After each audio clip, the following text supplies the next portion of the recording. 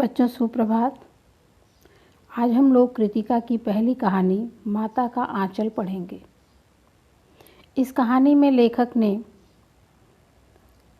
सहज जीवन का चित्रण किया है। ग्रामीण परिवेश में किस तरह से लोग दैनिक कार्य करते हैं, किस तरह से लोग घर की मामूली चीज़ों से इलाज भी कर लेते हैं, उस समय किस तरह से लोग अपने बच्चों के साथ समय बिताते हैं, इन सब बातों का वर्णन है। जहाँ लड़कों का संग तहाँ बाजे मृदंग, जहाँ बुढ़ों का संग तहाँ खर्चे का तंग। लेखक ने ये शुरू में ही कह दिया है कि जहाँ बड़े लोग रहते हैं वहाँ अपनी मुश्किलों का रोना रोया करते हैं, ये मुश्किल है वो मुश्किल है। और जहाँ बच्चे रहते हैं वहाँ उन्हें किसी तरह की फ़िक्र नहीं रहती है, वो केवल खेलते हैं, खाते और मौज करते हैं। उन्हें किसी मुश्किल से कोई वास्ता नहीं रहता। हमारे पिता तड़के उठकर निपट नहाकर पूजा करने बैठ जाते। हम बचपन से ही उनके अंग लग गए थे। अंग लग गए थे यानी पिता से हिल मिल गए थे।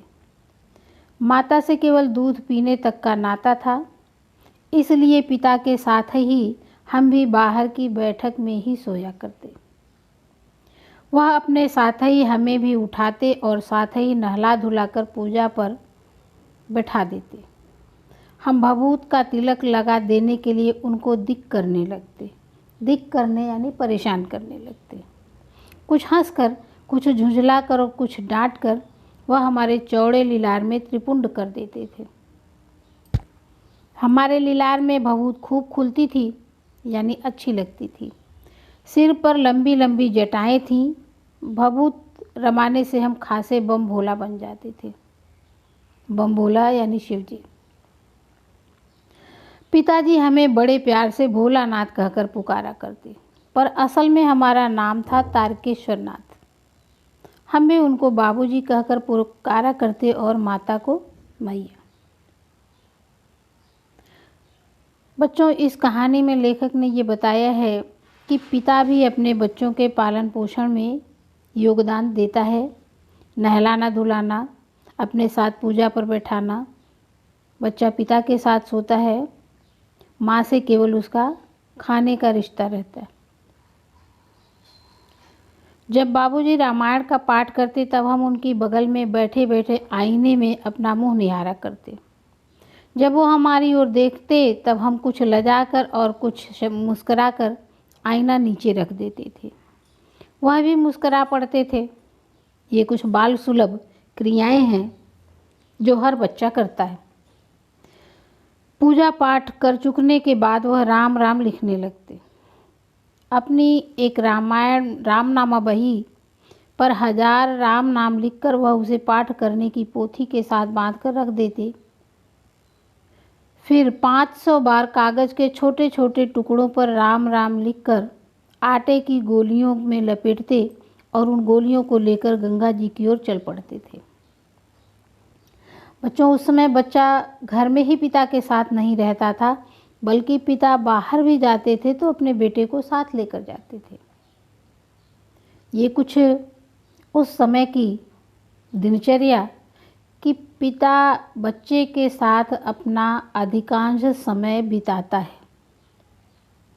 उस समय भी हम उनके कंधे पर विराजमान रहते। जब वह गंगा में एक एक आटे की गोलियां फेंककर मछलियों को खिलाने लगते तब भी हम उनके कंधे पर ही बैठे बैठे हंसा करते। जब वो मछलियों को चारा देकर घर की ओर लौटने लगते तब बीच रास्ते में झुके हुए पेड़ों की डालों पर हमें बिठाकर झूला झुलाते थे। कभी कभी बाबूजी हमसे कुश्ती भी लड़ते। पिता बच्चे के खेल में शामिल रहता है। वह शिथिल होकर हमारे बल को बढ़ावा देते और हम उनको पछाड़ देते थे यानी हरा देते थे। इससे क्या होता था कि बच्चा खुश हो जाता है। बच्चे की खुशी के लिए पिता को हारना अच्छा लगता है। यह उतान पड़ जाते और हम उनकी छाती पर चढ़ जाते। जब हम उनकी लंबी लंबी मूछें उखाड़ने लगते तब वह हंसते हंसते हमारे हाथों को मूँछों से छुड़ाकर उन्हें चूम लेते थे। फिर जब हम उनसे खट्टा और मीठा चुम्मा मांगते तब हम बारी बारी कर अपना बायां और दाहिना गाल उनके मुंह की ओर फेर देते थे। बाएं का खट्टा चुम्मा लेकर जब वह दाहिने का मीठा चुम्मा लेने लगते तब अपनी दाढ़ी या मूछ हमारे कोमल गालों पर गड़ा देते। हम झुंझलाकर फिर उनकी मूछें नोचने लग जाते थे। इस पर वह बनावटी रोना रोने लगते और हम अलग खड़े खड़े खिलखिलाकर हंसने लग जाते थे। उनके साथ हंसते हंसते जब हम घर आते तब साथ ही हम भी चौके पर खाने बैठते थे। वह हमें अपने ही हाथ से फूल के एक कटोरे में गोरस और भात सानकर खिलाते थे। गोरस यानी दूध और चावल। जब हम खाकर अफर जाते यानी लगता था कि अब बहुत खा लिया है, पेट अच्छी तरह से भर गया, अब और खाया नहीं जाएगा, तब मैया थोड़ा और खिलाने के लिए हट करती थी। माँ को ये लगता है कि उसका बेटा तो कुछ खाया ही नहीं। वो तब भी था और वो आज भी है। माँ चाहती है कि अपने बच्चे को कितना खिला दे, क्या क्या खिला दे कि बच्चा स्वस्थ रहे। वह बाबूजी से कहने लगती, आप तो 4-4 दाने के कौर बच्चे के मुंह में देते हैं। इसे वह थोड़ा खाने पर भी समझ लेता है कि हम बहुत खा गए। आप खिलाने का ढंग नहीं जानते। बच्चे को भर मुंह कौर खिलाना चाहिए।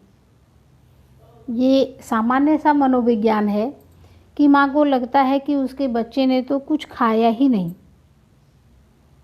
वो कहती, जब खाएगा बड़े बड़े कौर तब पाएगा दुनिया में ठौर। देखिए मैं खिलाती हूँ, मर्दुए क्या जाने बच्चों को कैसे खिलाना चाहिए। और महतारी के हाथ से खाने पर बच्चों का पेट भी भरता है। माँ को ये बिल्कुल संतोष नहीं है कि पिता ने खिला दिया है तो पेट भर गया होगा, वो कुछ और खिलाएगी। अब देखिए वो कैसे खिलाती है और बच्चा खा भी लेता है। पिता ने खिलाया था, पेट भर गया था, लेकिन माँ के खिलाने से वो खाता है, तो खिलाने का ढंग माँ ही जानती है। वो ये कहकर थाली में दही भात सानती और अलग अलग तोता, मैना, कबूतर, हंस, मोर आदि के बनावटी नाम से कौर बनाकर ये कहते हुए खिलाती जाती कि जल्दी खा लो नहीं तो उड़ जाएंगे। पर हम उन्हें इतनी जल्दी उड़ा जाते थे कि उड़ने का मौका ही नहीं मिलता था। बच्चों, ऊपर लेखक ने कहा है कि पिता ने खिला दिया था, पेट भर भी गया था, लगता था कि अब बहुत हो गया, लेकिन माँ किस तरह से खिलाती है ये जिक्र किया। जब हम सब बनावटी चिड़ियों को चट कर जाते थे तब बाबूजी कहने लगते, अच्छा अब तुम राजा हो, जाओ खेलो। बच्चे जब कुछ उनके मन का कर लेते हैं तो माता पिता उन्हें शाबाशी देते हैं, तो कहते हैं अब तुम राजा हो। बस हम उठकर उछलने कूदने लगते थे। फिर रस्सी में बंधा हुआ काठ का घोड़ा लेकर नंग धड़ंग बाहर गली में निकल जाते थे। बच्चे को यह फिक्र नहीं रहती थी कि उसने क्या पहना है, क्या नहीं पहना है। आज जो है छोटा बच्चा भी अपने पहनावे के प्रति बड़ा सजग रहता है, चाहे वो 1-2 साल का ही बच्चा क्यों ना हो। वो चाहता है कि कहीं बाहर जाए घर से तो उसको नया कपड़ा पहनाया जाए। जब कभी मैया हमें अचानक पकड़ पाती तब हमारे लाख छटपटाने पर भी एक चुल्लू कड़वा तेल हमारे सिर पर डाल ही देती थी। बच्चों को ये चीज़ तब भी नहीं पसंद थी, आज भी नहीं। बच्चे तेल लगवाना पसंद नहीं करते हैं और माँ चाहती है कि उसको खूब तेल सिर पे रखें। हम रोने लगते और बाबूजी उस पर बिगड़ खड़े होते, पर वह हमारे सिर में तेल बोथ कर हमें उबट कर ही छोड़ती थी। फिर हमारे नाभि और लिलार में काजल की बिंदी लगाकर चोटी गूंथती और उसमें फूलदार लट्टू बांधकर रंगीन कुर्ता टोपी पहना देती थी। हम खासे कन्हैया बनकर बाबूजी की गोद में सिसकते सिसकते बाहर जाते। बच्चे को सिर पर तेल रखवाना, बाल बंधवाना अच्छा नहीं लगता था, इसलिए ये सारे काम बच्चा रोते रोते करवाता है और पिता की गोद में रोते रोते बाहर आता है। अब देखिए, बाहर आने के बाद क्या होता है कि बच्चे अपने साथियों को देख कर के सब भूल जाते हैं। उन्हें खेलना पसंद है, सबसे प्रिय जो है वो खेल है। खेलने के लिए वो कुछ भी कर सकते हैं, उनका रोना सिसकना सब भूल जाता है। बाहर आते ही हमारी बाट जोहने वाला बालकों का एक झुंड मिल जाता था। बच्चे इंतज़ार करते रहते हैं कि कब भोलानाथ आए और उसे देख करके भोलानाथ भी खुश हो जाते हैं। हम उन खेल के साथियों को देखते ही सिसकना भूलकर बाबूजी की गोद से उतर पड़ते और अपने हमजोलियों के दल में मिलकर तमाशे करने लग जाते थे। अब लेखक ने उन खेलों का जिक्र किया है जो उस समय भोलानाथ यानी लेखक खेलता है। उसके खिलौने कोई महंगी चीज़ें नहीं हैं, न सस्ती चीज़ें हैं, बल्कि टूटी फूटी घर की फेंकी हुई चीज़ है। उसी को लेकर के उस समय बच्चे खेलते थे और ऐसा खेल खेलते थे कि वो उनके दैनिक जीवन का एक अंग थे। बच्चा जो अपने बड़ों को देखता है करते हुए, उन्हीं को वो खेल में खेलता है। इस प्रकार लेखक ने ये दिखाया है कि बचपन से ही आने वाले जीवन की, भावी जीवन की पृष्ठभूमि तैयार हो जाती थी। बच्चा दुकान का खेल खेलता है, बच्चा खेती बाड़ी खेल में खेलता है, शादी ब्याह का खेल खेलता है। जो कुछ भी आने वाले जीवन में वो होने वाला है, जो अपने बड़ों को देखता है करते हुए, वह उस खेल में खेलता है। और सारे खेल काल्पनिक हैं, उसमें किसी भी तरह की कोई बनावट नहीं है, वो उनके मन की उपज है। आगे खेलों का जिक्र है। तमाशे भी ऐसे वैसे नहीं, तरह तरह के नाटक। चबूतरे का एक कोना ही नाटक घर बनता। बाबूजी जिस चौकी पर बैठकर नहाते थे वही रंगमंच बनती। उसी पर सरकंडे के खंभे का कागज का चंदोआ तानकर, चंदोआ यानी शामियाना, तंबू तानकर, चंदोआ तानकर मिठाइयों की दुकान लगाई जाती। उसमें चिलम के खोंचे पर कपड़े के थालों में ढेले के लड्डू, पत्तों की पूरी कचौरियाँ, गीली मिट्टी की जलेबियाँ, फूटे घड़े टुकड़ों के बताशे आदि मिठाइयाँ सजाई जाती। ठीकरों के बटखरे और जस्ते के छोटे छोटे टुकड़ों के पैसे बनते। हम ही लोग खरीदार और हम ही लोग दुकानदार। बाबूजी भी 2-4 गोरखपुरिये पैसे खरीद लेते थे, यानी लेखक का पिता भी उनके इस खेल में शामिल होता था। थोड़ी देर में मिठाई की दुकान बढ़ाकर हम लोग घरौंदा बनाते थे। बढ़ाकर यानी बंद करके। थोड़ी देर मिठाई का खेल खेलते, फिर उसके बाद घरौंदा बनाते। धूल की मेड़ दीवार बनती और तिनकों का छप्पर, दातून के खंभे, दिया सलाई की पेटियों के किवाड़, घड़े के मोहड़े, चूल्हा चक्की, दिए की कड़ाही और बाबूजी की पूजा वाली आचमनी कलछी बनती थी। पानी के घी, धूल के पिसान और बालू की चीनी से हम लोग ज्योनार तैयार करते थे।